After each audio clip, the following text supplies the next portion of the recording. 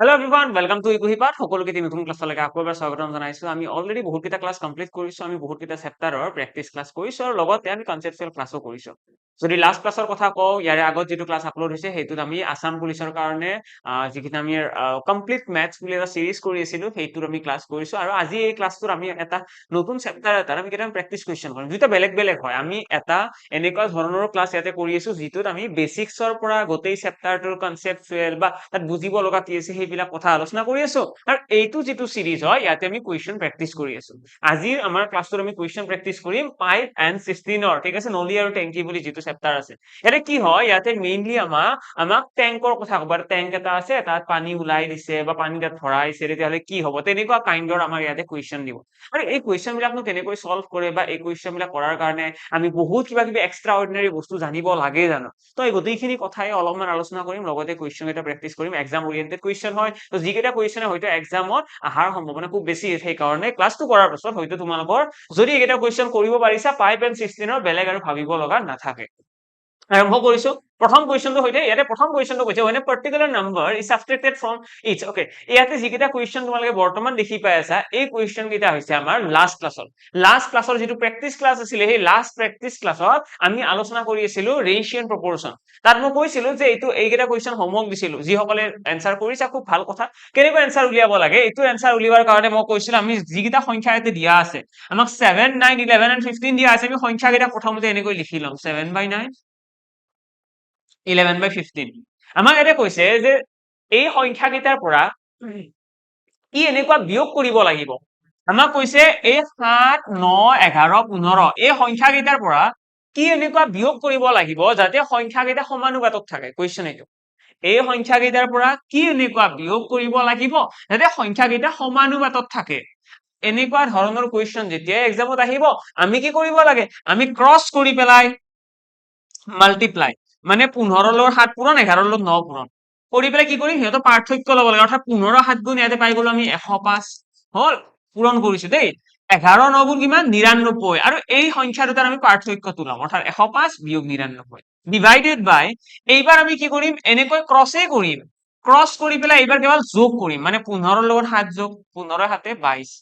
11 লগত 9 যোগ 20 তো আমি কি কৰিম এইবাৰৰ পাৰ্থক্য ল'ম 22 বিয়োগ 20 কি কৰিছো এবাৰ আমি পূৰণ কৰি পেলাই পাৰ্থক্য লৈছো এবাৰ আমি যোগ কৰি পেলাই এনেকৈ পাৰ্থক্য লৈছো আৰু ইয়াতে তোমালোকে দেখিবা কিমান আহিছে 6/2 অৰ্থাৎ 3 হৈ গল আমাৰ কাৰেক্ট আনসাৰ 3 এটা এনেকুৱা সংখ্যা যিটো যদি এই চাৰিটা সংখ্যাৰ পৰা বিয়োগ কৰা হয় ইহঁতে সমানুপাতত থাকিব তো অপচন 3 হৈ গল কাৰেক্ট আনসাৰ এতিয়া তোমালোকে কৰি চাবা জানো যে সমানুপাতত আছে নে এবাৰ কৰি চাওচোন 7 পৰা 3 বিয়োগ কৰিলে কি পোৱা যাব 4 9 পৰা 3 বিয়োগ কৰিলে কি পোৱা যাব 6 সমানুপাত 11 পৰা 3 বিয়োগ কৰিলে কি হ'ব 8 15 পৰা 3 বিয়োগ কৰিলে কি হ'ব 12 চোৱা এইটো এটা অনুপাত আৰু এইটো এটা অনুপাত আৰু দুইটা অনুপাতে সেম হয় নে নাই কটাকটি কৰিছো এইটোক যদি মই 2 ৰে কাটি দিও দুবাৰ যাব এইটোক যদি 2 ৰে কাটি দিও তিনিবাৰ যাব তো 2:3 পাই গলো ঠিক একেদৰে ইয়াতে যদি 4 ৰে এইটো কাটি দিও দুবাৰ 4 ৰে এইটো কাটিলে তিনিবাৰ হল নে নাই দুইটা অনুপাত সমান হৈছে নে হৈছে মানে ইহঁতৰ সমান অনুপাতত আছে ক্লিয়াৰ তো আমি গম পাই গলো যে 3 যদি বিয়োগ কৰা হয় এটা সমান অনুপাতত আহিব এতিয়া তোমালোকে যদি এনেকৈ পাহৰি যোৱা যে পূৰণ কৰিব পাহৰি গলো যে এনেকৈ পূৰণ কৰি পেলাই পাৰ্থক্য ল'ব লাগে বা যোগ কৰি পেলাই পাৰ্থক্য ল'ব লাগে সেই কনসেপ্টটো পাহৰি গলো এক্সামত মনত নপৰিল এতিয়া কি কৰিবা এতিয়া তোমালোকে অপচন বিলাক ইউজ কৰিবা তোমালোকে কি কৰিবা এই যে সংখ্যা চাৰিটা আছে সেই গোটেই কেইটাৰ পৰা এবাৰ 1 বিয়োগ কৰিবা ঠিক আছে এবাৰ 1 বিয়োগ কৰিবা তো 7 ৰ পৰা 1 বিয়োগ কৰিলে কিমান থাকিব 6 9 ৰ পৰা 1 বিয়োগ কৰিলে 8 11 ৰ পৰা 1 বিয়োগ কৰিলে কি থাকিব 10 15 পৰা 1 বিয়োগ কৰিলে 14 এতিয়া এই দুটা অনুপাত সমান হয় নেকি নহয় সমান এইটো যদি মই 2 ৰে কাটিলে 3 বাৰ যাব এইটো 2 ৰে কাটিলে 4 বাৰ এইটো আকৌ 2 ৰে কাটিলে 5 বাৰ এইটো 2 ৰে কাটিলে 7 বাৰ মানে ইয়াতে আছে 3/4 ইয়াতে আছে 5/7 দুইটা একে নহয় ন মানে অপচন এ ভুল অপচন বি যদি চেক কৰা হয় এবাৰ যদি বি চেক কৰো তেতিয়াহলে কি দেখা পাবা বি চেক কৰিলে দেখিবা মই যদি 7 ৰ পৰা যদি 2 এটা বিয়োগ কৰি দিও কি থাকিব 7 ৰ পৰা 2 বিয়োগ কৰিলে ইয়াতে দেখিবা 5 আহি যাব ঠিক আছে আৰু 9 ৰ পৰা 2 বিয়োগ কৰিলে 7 আহি যাব ঠিক একেদৰে ইয়াতে যদি 11 ৰ পৰা 2 বিয়োগ কৰো 11 ৰ পৰা 2 বিয়োগ কৰিলে 9 আৰু 15 ৰ পৰা 2 বিয়োগ কৰিলে 13 এটা 5/7 আৰু 9/13 সমান হয় জানো নহয় মানে অপচন 2 টো আমাৰ ভুল এনেকৈ তোমালোকে কৰি চাব পাৰিবা যদিহে এই মেথডটো পাহৰি যোৱা ঠিক আছে ওকে নেক্সট কুৱেশ্যনৰ সৈতে আগবাঢ়িছো এইটো কুৱেশ্যন ইয়াতে কি কৈছে এটা কৈছে দুটা সংখ্যাৰ অনুপাত দিয়া আছে ঠিক আছে দুটা সংখ্যাৰ অনুপাত the ratio between two number is 3:4 দুটা সংখ্যাৰ অনুপাত 3:4 ঠিক আছে if each number is increased by 6 আমাক কৈছে দুইটা সংখ্যাক যদি 6 যোগ কৰা হয় বা বঢ়াই দিয়া হয় দুইটা সংখ্যাক 6 বঢ়োৱা হয় তাহলে অনুপাত হৈ যাব 4:5 আমাক এতিয়া উলিয়াব দিছে ডিফারেন্স বিটুইন দ্য নাম্বাৰছ আমাক সংখ্যাৰ দুটাৰ পাৰ্থক্য উলিয়াব দিছে এইটো কুৱেশ্যন সলভ কৰাৰ কাৰণে আমি ক্ৰছ মাল্টিপ্লিকেশ্যন মেথড ইউজ কৰিব পাৰো আমি বেসিক মেথডো ইউজ কৰিব পাৰো কিন্তু সবতকৈ বেষ্ট টেকনিকটো হৈছে ক্ৰছ মাল্টিপ্লিকেশ্যন ইয়াতে আমি কি কৰো আমি সিম্পলি অনুপাতটো প্ৰথমতে লিখি লওঁ যে 3:4 এটা অনুপাত আছিল তাৰ লগত আমাক কৈছে যেতিয়া সংখ্যা দুটাৰ লগত 6 যোগ কৰা হ'ব বা 6 যদি বঢ়াই দিয়া হয় নতুন অনুপাত হৈ পৰিব 4:5 এইখিনি কথাই কৈছে ন আমাক কৈছে দুটা সংখ্যাৰ অনুপাত 3:4 যদি সংখ্যাটো বঢ়াই দিয়া হয় 6 বঢ়াই দিয়া হয় নতুন অনুপাত হৈ পৰিব 4:5 এতিয়া আমাক কৈছে যে সংখ্যাৰ দুটাৰ পাৰ্থক্য উলিওৱা আমি কি কৰিম আমি প্ৰথমতে এনেকৈ ক্ৰছ কৰি লম ক্ৰছ কৰি পেলাই পূৰণ কৰিম ঠিক আছে এটা এইকেইটা হৈছে অনুপাত এইটো হৈছে এটা ৰেশিও এইটো হৈছে এটা ৰেশিও 5 3 গুণ 15 4 4 গুণ 16 এই অনুপাত কেইটাৰ পাৰ্থক্য কিমান পূৰণ কৰা হল পূৰণ কৰি পেলাই পাৰ্থক্য ল'ব লাগে পাৰ্থক্য কিমান এইটো 4 4 গুণ 16 5 3 15 15 আৰু 16 পাৰ্থক্য কিমান 1 মানে 1 ৰেশিও হৈ গল অনুপাতৰ পাৰ্থক্য নহয় এইটো অনুপাত তাৰপিছত এইবাৰ আকৌ ক্ৰছ মাল্টিপ্লাই এইবাৰ 5ৰ লগত এইটো পূৰণ 4ৰ লগত এইটো পূৰণ নামেই সেইকাৰণে এই মেথডটোৰ কি হয় ক্ৰছ মাল্টিপ্লিকেশ্যন 5ৰ লগত 6 পূৰণ কৰিলে 6 5 গুণ 30 6ৰ লগত 4 পূৰণ কৰিলে 6 4 গুণ 24 30 আৰু 24ৰ পাৰ্থক্য কিমান 30 আৰু 24ৰ ডিফাৰেন্স কিমান হৈছে 6 তো আমি গম পাই গলো 1 ৰেশিও মানে হৈছে 6 আমি ইয়াতে কি ল'ব লাগে ইয়াতে যে আমি ক্ৰছ মাল্টিপ্লাই কৰিলো এইটোৰ পাৰ্থক্য ইয়াতে মনত ৰাখিবা যেতিয়া আমি অনুপাতক ক্ৰছ মাল্টিপ্লাই কৰিম তেতিয়া সদায় পাৰ্থক্য ল'ব লাগে আৰু যদি মাজত যে +6 হৈ আছে ইয়াতে যে +6 হৈ আছে সেইটোৰ লগত যেতিয়া ক্ৰছ মাল্টিপ্লাই কৰিবা তেতিয়া আমাৰ দুটা কনসেপ্ট আছে এটা হল যদি ইয়াতে সেম সাইন থাকে সেম সাইন মানে ইয়াতে যোগ হৈ আছে ইয়াতেও যোগ তেতিয়া হলে পাৰ্থক্য ইয়াতে বিয়োগ হৈ আছে ইয়াতেও বিয়োগ তেতিয়াও পাৰ্থক্য কিন্তু যদি এনেকুৱা হয় ইয়াতে যোগ হৈ আছে ইয়াতে বিয়োগ হৈ আছে বা যদি এনেকুৱা হয় ইয়াতে বিয়োগ হৈ আছে ইয়াতে যোগ হৈ আছে মানে উল্টা বেলেগ বেলেগ সিম্বল ইয়াতে যোগ ইয়াতে বিয়োগ ইয়াতে যোগ বিয়োগ ইয়াতে যোগ এনেকুৱা যদি হয় তেতিয়া হলে এনেকৈ যে ক্ৰছ মাল্টিপ্লাই কৰিছো আমি ইয়াতে যে পালো মই 6 4 গুণ 24 পাইছো ন ইয়াতে মই 5 6 গুণ 30 পাইছো ন এই যে দুটা সংখ্যা পাইছো এই দুটা সংখ্যা যোগ হৈ গ'ল হেতে যোগ কৰিব লাগিল হেতে বেলেগ বেলেগ চিন থাকিলে যোগ কৰিব লাগে আৰু সেম সিম্বল থাকিলে পাৰ্থক্য ল'ব লাগে অৰ্থাৎ 30ৰ পৰা 24 এতিয়া কি কৰিছো বিয়োগ কৰিছো কিয় কাৰণ ইয়াতে সেম সিম্বল আছে আৰু বিয়োগ কৰি দেখিছো 6 হৈছে মানে আমি ক'ব পাৰিম 1 ৰেশিও ইকুৱেল হৈছে 6 যদি 1 ৰেশিও 6 হয় তাহলে এটা সংখ্যা কি হ'ব এটা সংখ্যা হ'ব 6 3 গুণ 18 আনটো সংখ্যা কিমান হ'ব 6 4 গুণ 24 কাৰণ এইটো 3 অনুপাত ন এইটো হৈছে 3 অনুপাত এইটো 4 অনুপাত যদি 1 অনুপাত মানে 6 3 অনুপাত মানে 18 4 অনুপাত মানে 24 ওকে এতিয়া আমাক কৈছে সংখ্যাৰ দুটাৰ পাৰ্থক্য উলিওৱা তো এটা সংখ্যা 18 এটা সংখ্যা 24 পাৰ্থক্য কিমান পাৰ্থক্য হৈছে 6 মানে 6 এ হৈ গ'ল আমাৰ ইয়াতে কাৰেক্ট আনসাৰ ক্লিয়াৰ নেক্সট কোৱেশ্যনৰ সৈতে আগবাঢ়িছো এইটো কোৱেশ্যন ইয়াতে আমাক একেখিনি কথাই কৈছে আমাক কৈছে এবাৰ বিয়োগ কৰা কথা 40 বিয়োগ কৰা হৈছে আমাক কৈছে 5:7 দুটা সংখ্যা আছিল দুটাৰ পৰা কি কৰা হৈছে 40 বিয়োগ কৰা হৈছে 40 মাইনাস কৰা হৈছে আৰু 40 মাইনাস কৰাৰ ফলত কি হৈ গৈছে অনুপাত হৈ পৰিছে 17:27 হয়নে এইখিনিটো আমি কি কৰিম এইখিনিটো আমি ক্ৰছ মাল্টিপ্লাই কৰিম বেলেগটো একো কাম নাই ইয়াতে ক্ৰছ মাল্টিপ্লাই কৰি দিলে হ'ল তো 27 5 গুণ কিমান আহিব 20 5 গুণ 100 7 5 গুণ 35 135 এইখিনি যদি ক্ৰছ মাল্টিপ্লাই কৰা যায় 135 আমি পাম 17ৰ লগত 7 পূৰণ কৰিলে কি আহিব 70 আৰু 50 119 119 এটা পাই আছো আমি 119 এটা পাই আছো 135 135 আৰু 119 পাই আছো আৰু এই দুইটা সংখ্যাৰে আমি কি কৰিম এই দুইটা সংখ্যাৰে পাৰ্থক্য ল'ব লাগে পাৰ্থক্য কিমান আহিব বিয়োগ কৰি দিয়াচোন 16 অনুপাত আমাৰ পূৰণ কৰোতে পাৰ্থক্য আহিছে ওকে নেক্সট আমি এইটোৰ লগত এইটো সংখ্যা পূৰণ এইটোৰ লগত এইটো সংখ্যা পূৰণ আৰু কৰি পেলাই ইয়াতেও আমি কি ল'ব লাগে পাৰ্থক্য আৰু ইয়াতে পাৰ্থক্য আমাৰ কিমান আহিব পাৰ্থক্য আহিব আমাৰ 4খন ইয়েস 4খন পাৰ্থক্য আহিব কেনেকৈ মই কলো মই ইয়াতে 27ৰ লগত যেতিয়া 40 পূৰণ কৰিম টাইম লাগিব ন মই যেতিয়া 17ৰ লগত 40 পূৰণ কৰিম তেতিয়াও টাইম লাগিব কিন্তু আমি কি টেকনিক ইউজ কৰিছো যিহেতুকে ইয়াতে সেম সাইন আছে মানে পাৰ্থক্য ল'ব লাগে ইয়েস পাৰ্থক্য ল'ব লাগে নেক্সট মই কি ভাবিছো যদি পাৰ্থক্য ল'ব লাগে ইয়াতে সেম সংখ্যা পূৰণ হৈ আছে ন মানে ইয়াতে ক্যালকুলেশনটো এনেকুৱা হ'ব এবাৰ চাই লোৱা মই এবাৰ দেখাই দিছো সকলোৰে সুবিধাৰ কাৰণে এটা হৈছে 27 পূৰণ 40 বিয়োগ কৰিব লাগে এইটোৰ পৰা মই কাক বিয়োগ কৰিব লাগে মই বিয়োগ কৰিব লাগে 17 পূৰণ 40 হয়নে বিয়োগ কৰিব লাগে এতিয়া ইয়াতে তোমালোকে দেখে 40 চোন দুইটাতে আছে তো 40 টো কমন লৈ ল'ব পাৰিছো কমন লৈ ললে থাকিব 27 বিয়োগ 17 থাকিবনে এটা 40 পূৰণ 27ৰ পৰা 10 গলে 17 গলে কি থাকিব 10 থাকিব মানে 40 10 গুণ 400 হৈ গল আমাৰ आंसर এনেকৈ আমি যদি কমন লওঁ তেতিয়াহ'লে কেলকুলেশ্যনটো ইজি হৈ গ'ল। তো সেইকাৰণে মই কি কৰিছো, যিহেতু এটা চেম নাম্বাৰ আছে, মই 27 আৰু 17 পাৰ্থক্য চাইছো। পাৰ্থক্যটো ল'ব লাগে ন, ইহঁতৰ পাৰ্থক্য হৈছে 10, এই 10টোক মই ইয়াৰে লগত পূৰণ কৰিছো। 40 10 গুণ 400 ডাইৰেক্টলি এনসাৰ আহিছে। তো ইয়াৰে পৰা কেলকুলেট কৰিলে দেখিবা r ইকুৱেল আহিব 25। yes, r ইকুৱেল আহি গ'ল আমাৰ 25 10 গুণ 250 এণ্ড 25 6 গুণ 150। ভুল হৈ আছে নেকি কিবা? আমাৰ 4ৰে কাটিলে 4 বাৰ, আকৌ এইটোত 100 বাৰ। ঠিকে আছে ন, ঠিকে আছে। তো r ইকুৱেল আহি গ'ল 25। যদি r ইকুৱেল 25 হয়, আমাক উলিয়াব কি দিছে, ডিফাৰেন্স অফ দ্য নাম্বাৰছ। আমাক সংখ্যাকেইটাৰ পাৰ্থক্য উলিয়াব দিছে। সংখ্যাকেইটাৰ পাৰ্থক্য কিমান হ'ব? এটা সংখ্যাৰ দুটা যদি আমি পাৰ্থক্য চাওঁ, এটা আছে 5 অনুপাত, এটা আছে 7 অনুপাত। কিমান পাৰ্থক্য আছে? তেতিয়া পাৰ্থক্য দেখি পাই আছো আমি 2 আছে। 2 পাৰ্থক্য মানে কি? এটা অনুপাত মানে 25, দুটা অনুপাত মানে কিমান? দুটা অনুপাত মানে 50। ক্লিয়াৰ? এটা অনুপাত মানে 25, দুটা অনুপাত মানে 50। নেক্সট কুৱেশ্যন এইটো। ইয়াতে আমাৰ অনুপাতৰ, আমাৰ চাগে এইটো লাষ্ট কুৱেশ্যন। হোমৱৰ্ক মই বহুত কেইটা দিছিলো নেকি লাষ্ট ক্লাছত? 3 quantities is equal to এইটো এটা আছে। আচ্ছা, আমাৰ 4টা মান আছিলে হোমৱৰ্ক তেতিয়াহ'লে। এইটো এটা সংখ্যা আছে, মই বাকী বিলাক ইমান বেছি সলভ কৰিবলৈ নাযাওঁ, মই জাষ্ট দেখাই দিছো। 3 numbers are in the ratio, ইমান তিনিটা সংখ্যাৰ অনুপাত এইটো। এটা প্ৰডাক্ট অফ দ্য নাম্বাৰছ, সংখ্যাকেইটাৰ পূৰণফল আমাৰ এইটো আছে। Then the greatest number is, সংখ্যাকেইটাৰ পূৰণফল যদি এইটো হয়, আমি এনেকৈ লিখিম ন, এটা সংখ্যা হ'ব 5 ৰেচিঅ', এটা সংখ্যা 6 ৰেচিঅ', এটা সংখ্যা 7 ৰেচিঅ' হ'ব।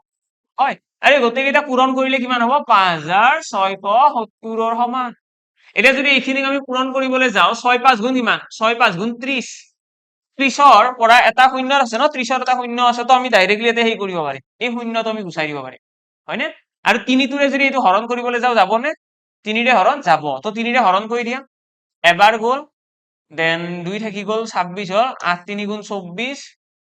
9 3 গুণ 27। ঠিক আছে, 189 আহি গ'ল। তো ইয়াৰে 5 and 6 টো আমি কাটি দিলো। দেন 7ৰে যদি এইটো হৰণ কৰি দিওঁ, আকৌ কিমান বাৰ যাব?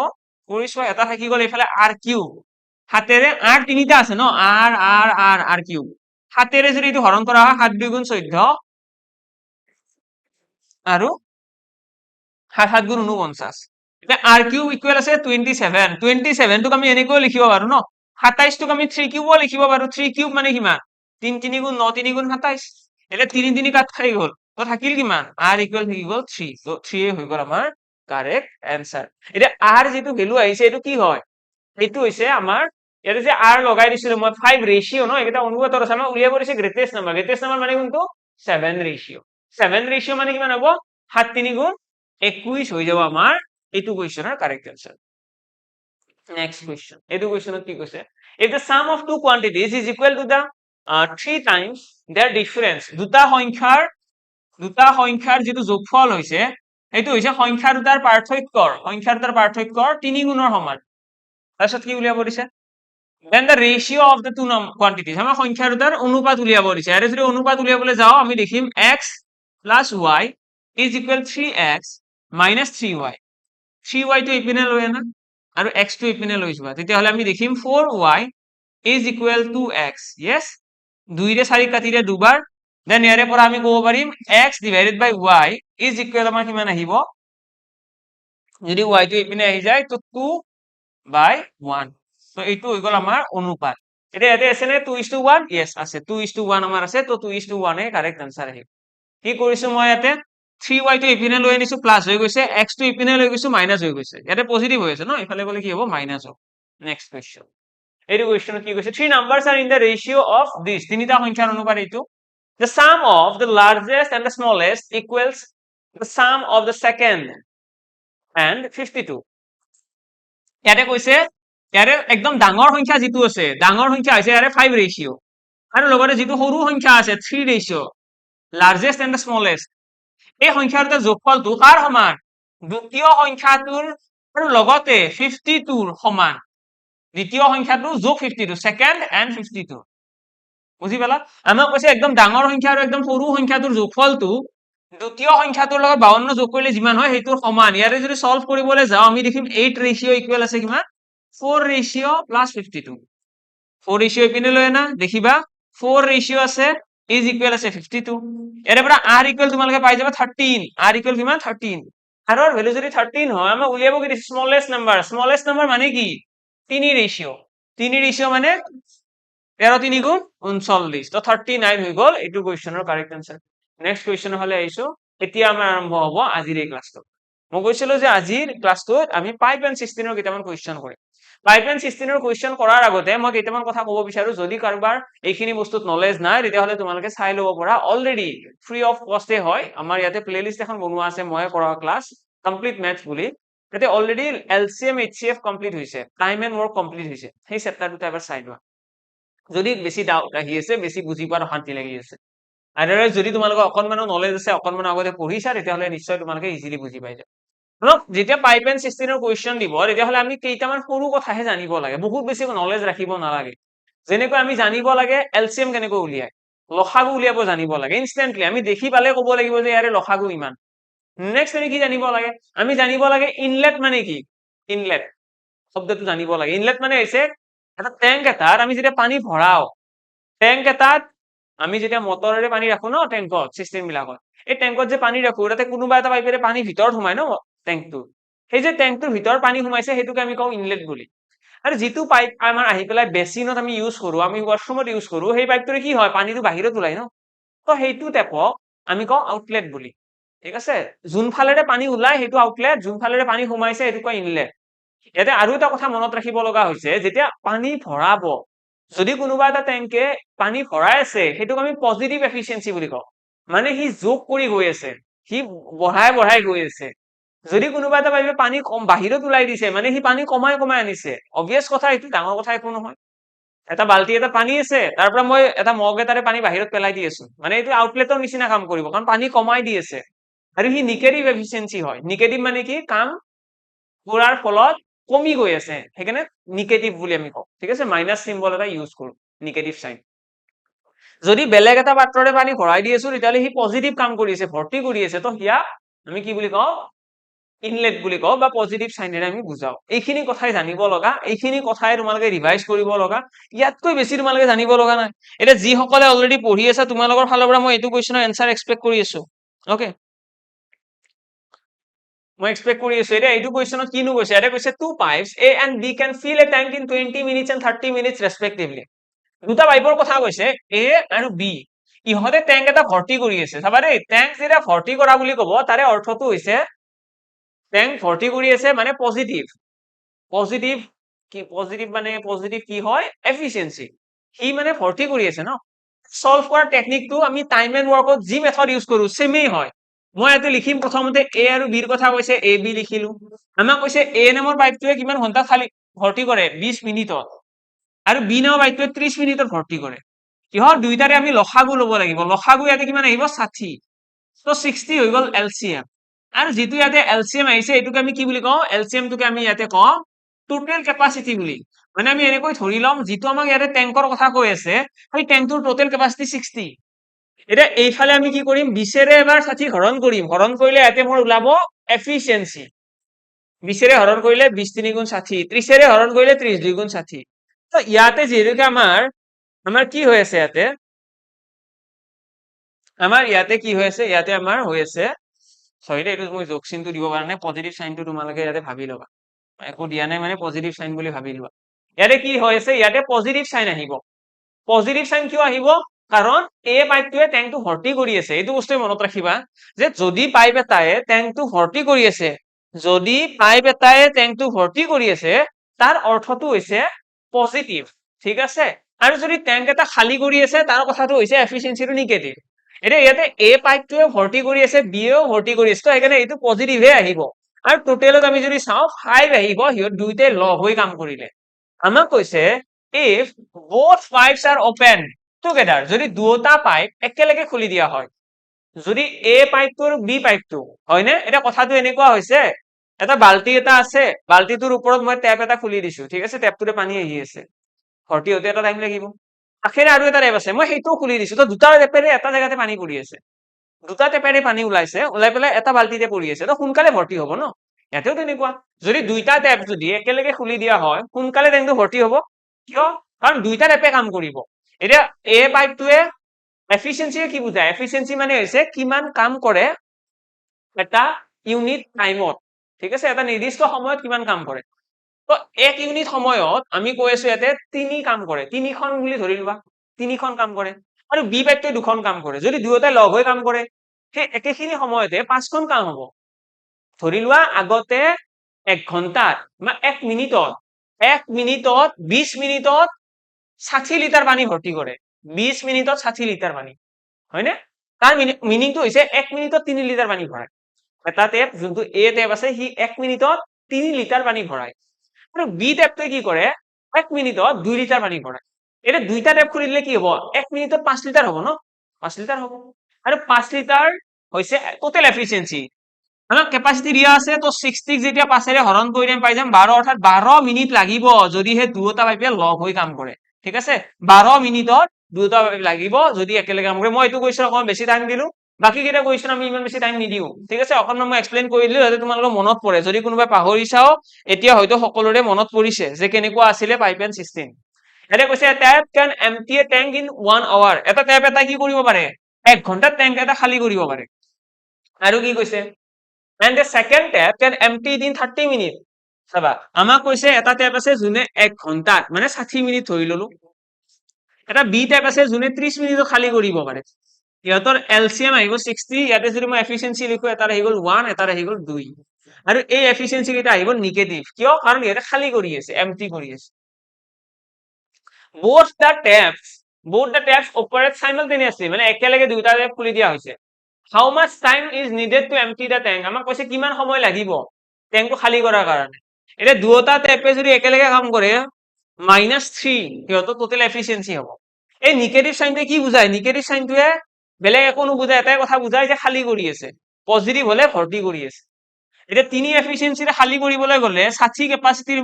ট্যাঙ্কটো 3 ৰে হৰণ কৰি দিয়া আৰু কিমান আহি গ'ল 20 মানে 20 মিনিট সময়ৰ প্ৰয়োজন হ'ব 20 মিনিটত এই ট্যাঙ্কটো খালি হৈ যাব নেক্সট কোৱেশ্চন এইটো কোৱেশ্চন এৰি কি কৈছে 16 can be filled with water by a pipe in 5 hours এটা 16 এটা আছে যেটো ফিল কৰিব পাৰি বুলি কৈছে ফিল কিমান সময়ত 5 hours মানে এই পাইপটোৱে 5 ঘন্টা ভৰ্তি কৰিব পাৰে and it can be emptied by a second pipe in 4 hours আমাক কৈছে বি নামৰ এটা পাইপ আছে যোনে 4 ঘন্টা খালি কৰিব পাৰে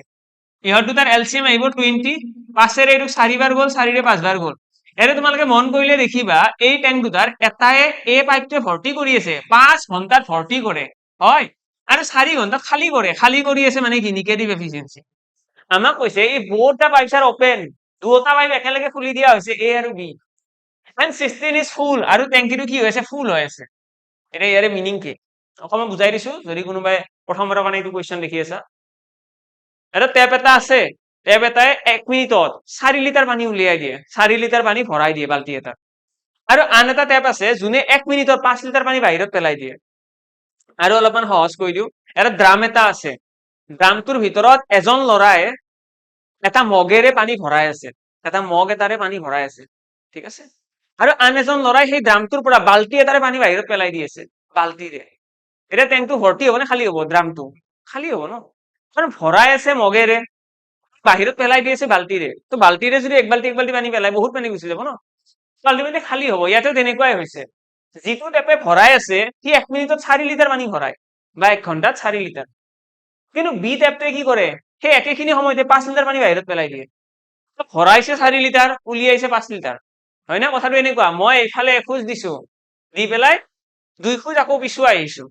তো বেছি পিছুৱাই আহিলো ন আৰু মই আগফালে এখোজ দিছো আৰু 2 খোজ পিছুৱাই আহিছো তো আলটিমেটলি মই ফ্ৰেমৰ পৰাই গুচি গলো মই আছিলো মাজত ন ইয়াতেও তেনেকুৱা হৈছে তো পজিটিভ যিমান আছে তাতকৈ নিগেটিভ বেছি মানে ওভাৰঅল ট্যাঙ্কিটো খালিয়ে হ'ব ঠিক আছে আমাক কৈছে যে ট্যাঙ্কটো ভৰ্তি হৈ আছিল ভৰ্তি ট্যাঙ্ক এটাত কি হ'ব এতিয়া তো ভৰ্তি ট্যাঙ্ক এটাৰ ক্ষেত্ৰতো যদি চাও মানে 20 লিটাৰ পানী আছে ট্যাঙ্কটোত পুৰা ভৰ্তি এইটো ক্যাপাসিটি ন ক্যাপাসিটিটো কি বুজায় যে ট্যাঙ্কটোত আছে কিমান 20 লিটাৰ পানী আছে ওভাৰঅল কিমান লাগি আছে ওভাৰঅল আমি দেখি -1 হৈ আছে যদি দুটা ট্যাপ খুলি দিয়া হয় ন 1 ঘন্টা পিছত আমি দেখিম 1 লিটাৰ পানী কমিছেহে ভৰ্তি হোৱা নাই কাৰণ 1 ঘন্টাত কি হ'ব 4 লিটাৰ পানী এ ভৰাব আৰু বি কি কৰিব 5 লিটাৰ পেলাই দিব মানে আলটিমেটলি ওভাৰঅল কি হৈছে 1 লিটাৰ এটাৰ লোকচান 1 ঘন্টাত এইটো হৈছে আমাৰ নেট এফিচিয়েন্সি আৰু এইটোৰে আমি যেতিয়া 20 হৰণ কৰিম অৰ্থাৎ 20 ঘন্টা সময়ৰ প্ৰয়োজন হ'ব 20 ঘন্টা সময়ৰ প্ৰয়োজন হ'ব এই ট্যাঙ্কটো খালি কৰাৰ কাৰণে ঠিক আছে নেক্সট আহিছো নেক্সট কোৱেশ্চনৰ ফালে এইটো কোৱেশ্চন এৰে কি কৈছে এৰে কৈছে টু পাইপস দুটা পাইপৰ কথা কৈছে can fill a tank in 15 hours and 20 hours respectively 15 ঘন্টা আৰু 20 ঘন্টাত while the third can empty it in 30 hours আৰু 3 নম্বৰ পাইপটোৱে কি কৰিব পাৰে 30 ঘণ্টা খালী কৰে এই সেম কাইন্ড অফ কোৱেশ্চন হয় এটা মই কৈছে এ পাইপটোৱে কি কৰিব পাৰে 15 ঘণ্টাত ভৰ্তি কৰিব বি পাইপটোৱে কি কৰিব 20 ঘণ্টাত ভৰ্তি কৰিব কিন্তু সি পাইপটোৱে 30 ঘণ্টাত খালী কৰিব পাৰে যদি আমি টোটেল ইহঁতৰ চাও কেপাচিটি আহিব 60 ইয়াতে আহি গল 4 ইয়াতে আহি গল 3 ইয়াতে আহি গল 2 এইবিলাক হল এফিচিয়েন্সি আৰু ইয়াতে দেখিবা এ আৰু বি টোৰ পজিটিভ সি টোৰ নিগেটিভ কিয় এ আৰু বি পাইপটোৱে ভৰ্তি কৰে মানে পজিটিভ আৰু সি টোৱে খালী কৰে মানে নিগেটিভ আমি যদি আমাক এনে কি কৈছে নেক্সট কৈছে if all the pipes are open simultaneously আমাক কৈছে গোটেই কেইটা পাইপ একেলগে খুলিব মানে কি হ'ব চোৱা এ বি সি তিনিটা একেলগে খুলিলে কিমান হ'ব ওভাৰঅল 5 এফিচিয়েন্সিৰে কাম কৰিব হয়নে কাৰণ চোৱা এ আৰু বি পাইপটোৱে লগ হৈ পেলাই 7 লিটাৰ পানী ভৰাই দিব কিন্তু সি কি কৰিব 2 লিটাৰ বাহিৰত পেলাই দিব তো আলটিমেটলি কি হ'ল 5 লিটাৰ হে ভৰ্তি হ'ল 2 লিটাৰটো অলৰেডি পেলাই দিল ন তো এটা 5 এফিচিয়েন্সিৰে যদি কাম কৰে টোটাল ক্যাপাসিটি আছে 60 5 এৰে হৰণ কৰি দিয়া 12 আহি গল এনসাৰ মানে 12 ঘন্টা সময়ৰ প্ৰয়োজন হ'ব এই ট্যাঙ্কটো ভৰ্তি কৰাৰ কাৰণে ঠিক আছে ট্যাঙ্কটো ভৰ্তি কৰাৰ কাৰণে 12 ঘন্টা সময়ৰ প্ৰয়োজন হ'ব এইটো কোৱেশ্চন এটা কৈছে 12টা পাম্প আছে 6 ঘন্টাকৈ কাম কৰিছে এদিনত 12টা পাম্পে 6 ঘন্টাকৈ কাম কৰি পেলাই এদিনত কি কৰিছে এটা কমপ্লিটলি ফিল্ড ৰিজাৰ্ভাৰ এটা পুখুৰী এটা খালী কৰি দিছে বুলি ধৰা 15 দিনত 12টা পাম্প আছে 12টা পাম্পে 6 ঘন্টাকৈ কাম কৰি 15 দিনত এটা পুখুৰী খালী কৰি দিছে আমাক এতিয়া কৈছে কিমানটা পাম্প লাগিব যদিহে কিমানটা পাম্প লাগিব যদিহে 9 ঘন্টাকৈ কাম কৰে আৰু 12 দিনত যদি খালী কৰিব বিচাৰে 9 ঘন্টাকৈ কাম কৰি 12 দিনত খালী কৰিব বিচাৰে এতিয়া ইয়াতে বুজিব লগা কথা এইটো এনেকুৱা ধৰণৰ কোৱেশ্চন টাইম এণ্ড ৱৰ্কতো আমি ইউজ কৰো আৰু ইয়াতে আমি কি ফৰ্মুলা মনত ৰাখো এমডিএইচ মানে কি এমডিএইচ মছলাটোৰ কথা কৈছো এমডিএইচ এনেকে ক'লেও মনত ঠিকে তো M1 D1 H1 M2 D2 H2 এটোৰ meaning কি M1 D1 H1 মানে কি M1 D1 H1 মানে যে কিমানটা মানুহে কাম কৰিছে বা কিমানটা বস্তুৱে কাম কৰিছে ইয়াতে 12টা পাম্পে কাম কৰিছে ন তো 12টা পাম্পটোৱে হ'ব এমৰ ভ্যালু এম মানে হৈছে কিমানটা বস্তুৱে কাম কৰিছে ডি মানে হৈছে কিমান দিন লাগিছে তো ইয়াতে 15 দিন লাগিছে ঘন্টা মানে হৈছে কিমান ঘন্টাকৈ কাম কৰিছে 12টা পাম্পে 6 ঘন্টাকৈ 15 দিন কাম কৰিছে এইটোৱে হৈ গল এমডিএইচ আৰু লগতে এইফালে তোমালোকে দেখিবা কিমানটা পাম্পে মানে কিমানটা পাম্প উলিয়াব লাগে M2 ৰ ভ্যালুটো উলিয়াব লাগে তো ইয়াতে আমি কি লিখিম M2 লিখি দিম কিমানটা পাম্পে 9 ঘন্টাকৈ কাম কৰি H2 ৰ ভ্যালু 9 ঘন্টা আৰু D2 মানে কিমান 12 দিনত শেষ কৰিব ইয়াতে দেখিবা 12 কাট খাই গল 3ৰে এইটো দুবাৰ কাটিব পাৰিবা 3ৰে এইটো তিনিবাৰ কাটিব পাৰিবা 3ৰে আকৌ 15 কো 5 বাৰ যায় নহয় তো ফাইনালি আমি গম পালো যে M2 হৈছে 10 মানে হৈছে 10টা এনেকুৱা পাম্প আমাক লাগিব 10টা পাম্প যদি আমাৰ হাতত আছে আমি 9 ঘন্টাকৈ যদি ডেইলি কাম কৰাও পাম্প কেইটা 12 দিনত সেই গোটেই ৰিজাৰ্ভাৰটো যিমান ডাঙৰ পুখুৰী আছে গোটেই পুখুৰীটো কি হৈ যাব খালী হৈ যাব ঠিক আছে এমডিএইচ ফৰ্মুলাটো ইয়াতে আমাৰ ব্যৱহাৰ হ'ব নেক্সট কোৱেশ্চন তিনিটা পাইপৰ কথা কৈছে P Q and R can separately fill a cistern in 4 8 and 12 hours respectively আমাক তিনিটা পাইপৰ কথা কৈছে তিনিটা পাইপে এটা ট্যাঙ্ক এটা সেপাৰেটলি ফিল কৰিব পাৰে বুলি কৈছে ঠিক আছে সেপাৰেটলি ফিল কৰিব পাৰে আমাক এটা টাইম দিয়া আছে লগতে কৈছে another pipe S can empty the completely filled cistern in 10 hours আমি যদি ইয়াতে লিখি যাও P 4 ঘন্টা Q 8 ঘন্টা R 12 ঘন্টা একেটা ফিল কৰে আৰু S এ কি কৰে 10 ঘন্টাত খালী কৰে এই গোটেই কেইটাৰ এফিচিয়েন্সি কিমান আহিব ইয়াতে আহিব 120 আই গেছ 120 আহিব টোটেল ক্যাপাসিটি 4 ৰে যদি কাটি দিও 120 আহিব নে 12 দুগুণ 24 24 হৈ গল 24 হলি 5 বাৰ গলে 120 লাগিব তো আমি 4 ৰে এইটো কাটিলে 4 3 গুণ 12 30 8 ৰে কাটিলে 1 আহি গল 15 8 গুণ 120 12 ৰে কাটিলে 10 বাৰ গুচি গল 10 ৰে কাটিলে 12 বাৰ গুচি গল তো এইকেইটা আহি গল আমাৰ এফিচিয়েন্সি আৰু এই এফিচিয়েন্সি কেইটাৰ এইকেইটা হৈছে পজিটিভ এফিচিয়েন্সি কাৰণ ইহঁতে ট্যাঙ্কটো ভৰ্তি কৰে এইটো হৈছে নিগেটিভ এফিচিয়েন্সি এইখিনিয়ে মেইন আচলতে এইখিনি কৰি থলা মানে বাকিখিনি কাৰেক্ট নেক্সট কি হৈছে which of the following arrangements will fill the empty cistern in less time than others okay এইটো কোৱেশ্চনৰ কাৰণে অপচনস কেইটা লাগিছিল অপচনস কেইটা মিস হৈ গল ন অপচনস কেইটা থাকিলেহে আমি আনসাৰটো দিব পাৰিম যি নহওক আমি এইখিনিলৈকে কৰিব পাৰিছো সেইটো ঠিকে আছে মানে আমাক কৈছে arrangement fill the empty cistern in less than the others okay আমাক হয়তো এনেকৈ কৈছে আমাক হয়তো এনেকুৱা ক'ব পাৰে আমাক ক'ব পাৰে option A P Q both pipes open ঠিক আছে option B Q R both pipes open option C আমাক ক'ব পাৰে P Q and S, 3 pipes open. Option D আমাক ক'ব পাৰে P, Q, R and S, এই গোটেইকেইটা পাইপ ওপেন কৰিলে কোনটোত ইয়াতে সকলোতকৈ কম সময় লাগিব? যদি আমি চাওঁ ন, P আৰু Q পাইপটো যদি অন কৰা হয় তেতিয়াহ'লে সিহঁতৰ এফিচিয়েঞ্চি চোৱা দেই, যদি কিবা এটা কাম কৰিবলৈ এটা অলপমান সৰু কথা এটা জানি লোৱা, আমাক কৈছে যে ইয়াৰে কোনটো শুদ্ধ, কোনটো কৰিলে সকলোতকৈ কম সময়ত টেংকটো ভৰ্তি হ'ব, কুৱেশ্যন এইটো। ইয়াৰে কোনটো কৰিলে, P আৰু Q পাইপ দুটা খুলি থলে, নে Q আৰু R পাইপ দুটা খুলি থলে, নে P Q আৰু S পাইপটো খুলি থলে, নে P Q R S গোটেইকেইটা খুলি থলে? এইটো হৈছে কুৱেশ্যন। আমি এতিয়া ইয়াতে যদি মন কৰো, আমি চাব লাগে এটা যদি কামৰ কথা মই কওঁ, এটা কাম এটা যদি সোনকালে হ'ব লাগে তাৰ কাৰণে কি কৰিব লাগিব? যিকোনো কাম এটা সোনকালে কৰিবলৈ হলে কি কৰিব লাগিব? স্পীডত কৰিব লাগিব, হয় না? স্পীডত কাম কৰিলে সোনকালে খতম হ'ব, লাহে লাহে কৰিলে কাম কেতিয়াও খতম নহয় ন, টাইম বেছি লাগিব। হ'ব, নোহোৱা বুলিও নকওঁ, কিন্তু দেৰি হ'ব। এতিয়া ইয়াতে যদি আমি কামটো স্পীডত কৰিব লাগে, কাম এটা আমি স্পীডত কৰাৰ অৰ্থ কি? কাম এটা আমি স্পীডত কৰিছো মানে আমাৰ এফিচিয়েঞ্চি বেছি, হয় নে? এফিচিয়েঞ্চি বেছি, কাৰ্যক্ষমতা বেছি, কাম কৰাৰ ক্ষমতাটো বেছি, বহুত কাম কৰিব পাৰো এদিনত, সেইটোকে ন এফিচিয়েঞ্চি বুলি কয়, সেইটোকে কয় স্পীডত কাম কৰা বুলি। আমি চাব লাগে এই চিনাৰিঅ কেইটাত কোনটোত এফিচিয়েঞ্চি হাইয়েষ্ট আছে। যদি মই P আৰু Q একেলগে কাম কৰে মানে কিমান কাম কৰিব? 30 + 15 45, P আৰু Q 30 + 15 45 কাম কৰিব।